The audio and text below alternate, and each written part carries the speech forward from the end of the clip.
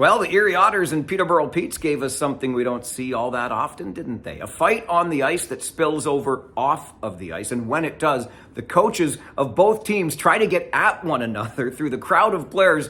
That fight continuing off the ice. All HE double hockey sticks breaks out at the Erie Insurance Arena. And those of us of a certain age might think back to the 1993 Stanley Cup playoffs. Leafs, LA Kings, Leafs up big in the third. And the Kings' Marty McSorley lays an elbow to the head of Leafs star Doug Gilmour. Down goes Gilmour, in comes his teammate Wendell Clark to fight Marty McSorley. Let them take care of it on the ice, right? That's the way this is supposed to be settled, but not entirely in this case. I think Leafs coach Pat Burns thought that Barry Melrose, the coach of the Kings, sent McSorley out there on purpose to do that. So Burns wanted a piece of Melrose, and there he was trying to get at him in behind the benches. Classic stuff, and very reminiscent of what we saw in Erie the other week. Now, the Ontario Hockey League has come down rather harshly on both the Otters and the Peterborough Petes. Alex Messier of the Otters suspended for 9 games. Graydon Strohack of the Petes suspended for 4. Both head coaches get 5-game suspensions. The assistant in Erie gets a 2-game ban. There are fines handed out, and the hockey purists, they are howling. We've gone soft. This was just old school hockey. Hang on just a moment here. I think really the newest school part of this is how clear we are about where the line is and what we are willing to accept.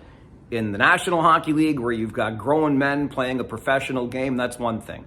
But in the game where the players are developing to get to that level, do we really want a situation where an older, bigger player perhaps is sent after a younger, smaller player? Nobody wants to see that. If there's a fight on the ice between a couple of heavyweights or a couple of players who are willing to engage in that, so be it. But we want to be really careful here, and we're clear about where that line is. Here's something else to keep in mind when it comes to those saying, this is just old school hockey. Why are we punishing it so severely? 40 years ago this month, 40 years ago, it was March of 1985, and it's the classic OHL Game of the Week second period brawl. The Hamilton Steelhawks on one side, the Sault Ste. Marie Greyhounds on the other. 14 fighting majors get handed out on an all-out bench-clearing brawl. 165 penalty minutes, and when all the dust settled, Hamilton Steelhawks head coach Bill LaForge was suspended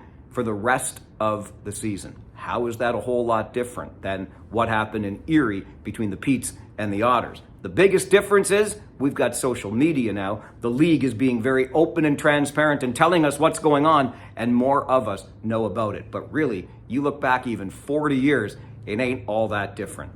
Here's something else. I said at the beginning, this doesn't happen all that often, because it doesn't. So this isn't really new school rules. It just doesn't happen that often, and we're punishing it in a very similar fashion. But I remember at least one time, and if you remember another, please leave it in the comments, that this happened in the Ontario Hockey League.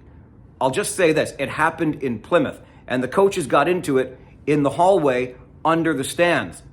Here's a fun fact for you. At the Erie Insurance Arena, you take that tunnel down between the benches, you've got a hallway beneath the stands. If the coaches want to get into it, do it there. Not so many people will see you. Just a suggestion. I'm Farwell. It's Friday. We'll see you at the rink.